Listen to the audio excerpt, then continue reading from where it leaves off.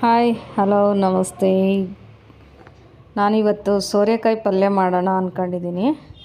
ನಿಮಗೆ ತೋರಿಸ್ತಿದ್ದೀನಿ ನೋಡಿ, ತುಂಬ ಟೇಸ್ಟಾಗಿರುತ್ತೆ. ಚಪಾತಿ ಮತ್ತು ರೊಟ್ಟಿ ಜೊತೆ ತಿನ್ಬೋದು. ಕೂಟ್ ಥರ ಮಾಡ್ತಾರಲ್ಲ, ಆ ಥರ ಸೋರೆಕಾಯಿ ಕೂಟು ಅಂತ ಮಾಡ್ತಾಯಿದ್ದೀನಿ ನೋಡಿ. ಇವಾಗ ಫ್ರೆಂಡ್ಸ್ ಸ್ಟಾರ್ಟ್ ಮಾಡ್ತೀನಿ. ಒಂದು ಅರ್ಧ kg ಸೋರೆಕಾಯಿ, ಒಂದು 4 ಹಸಿಮೆಣ್ಸಿನ್ಕಾಯಿ, ಕರಿಬೇವು, ಕೊತ್ತಂಬರಿ, ಈರುಳ್ಳಿ, ಟೊಮೊಟೊ, ಒಂದು 2 ಟೊಮೊಟೊ ಆದರೆ ಸಾಕು. ಆಮೇಲೆ ಸೋರೆಕಾಯಿ ಒಂದು ಅರ್ಧ kg ಮೇಲಿದೆ. ಒಂದು ಸೌತೆಕಾಯಿ ತೊಗೊಂಡಿದ್ದೀನಿ. ಸೌತೆಕಾಯಿ ಹಾಕಿದ್ರೂ ಏನಾಗಲ್ಲ, ಸೋರೆಕಾಯಿ ಥರನೇ ಅಲ್ವಾ ಸೌತೆಕಾಯಿನೂ, ಸ್ವಲ್ಪ ನೀರು ಬಿಟ್ಕೊಳ್ಳುತ್ತೆ, ತುಂಬ ಚೆನ್ನಾಗಿರುತ್ತೆ ಟೇಸ್ಟು. ಇವಾಗ ಒಗ್ಗರಣೆ ಹಾಕ್ತಿದ್ದೀನಿ ನೋಡಿ. ಎಣ್ಣೆ ಹಾಕಿ ಸ್ವಲ್ಪ ನಿಮಗೆ ಎಷ್ಟು ಬೇಕೋ ಅಷ್ಟು, ಯಾವ ಥರ ಇದು ಮಾಡ್ತೀರಿ, ಚೆನ್ನಾಗಿ ಫ್ರೈ ಮಾಡಿದರೆ ತುಂಬ ಟೇಸ್ಟ್ ಇರುತ್ತೆ. ಸಾಸಿವೆ, ಜೀರಿಗೆ, ಕರಿಬೇವು, ಕೊತ್ತಂಬರಿ,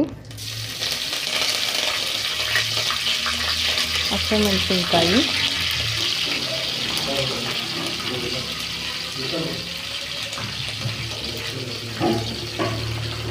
ಚೆನ್ನಾಗಿ ಫ್ರೈ ಮಾಡ್ತಿದ್ರೆ ಖಾರ ಎಲ್ಲ ರುಚಿ ಬರುತ್ತೆ.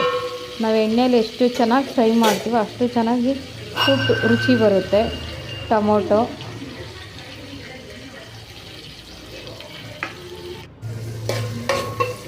ನೋಡಿ, ಒಂದು ಈರುಳ್ಳಿ ತೊಗೊಂಡಿದ್ದೆ ದಪ್ಪದು.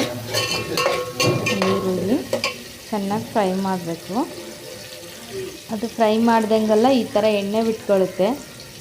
ಅದು ಎಣ್ಣೆ ಬಿಡೋ ಥರನೇ ಫ್ರೈ ಮಾಡ್ತಾನೇ ಇರಬೇಕು. ಪುರಿ ಮಾತ್ರ ಚಿಕ್ಕದಾಗಿ ಸಿಮ್ಮಾಗಿ ಇಟ್ಕೊಂಡು ಚೆನ್ನಾಗಿ ಫ್ರೈ ಮಾಡಬೇಕು, ಸಿಮ್ಮಲ್ಲೇ ಇರಬೇಕು ಅದು. ಇವಾಗ ಟೊಮೊಟೊ ಹಾಕ್ತೀವಿ ನೋಡಿ.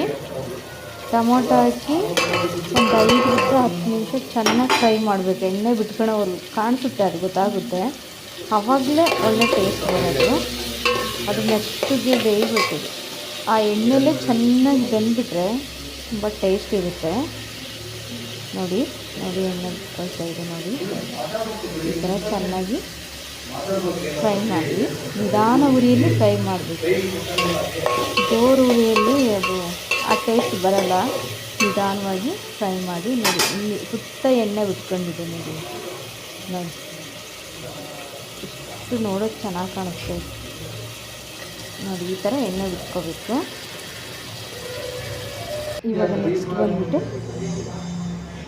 ಚಿಲ್ಲಿ ಪೌಡ್ರು,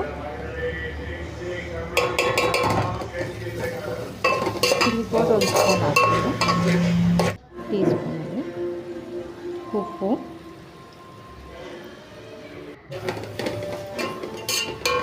ನಿಮಗೆ ಎಷ್ಟು ರುಚಿ ಬೇಕು ಅಷ್ಟು ರುಚಿ ತಕ್ಕಷ್ಟು ಉಪ್ಪು ಹಾಕ್ಕೊಳ್ಳಿ.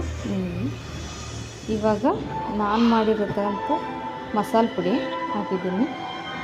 ಸಾಂಬಾರು ಪುಡಿ ಅಂತ ಹೇಳ್ತೀವಿ ನಾವು ಅದು.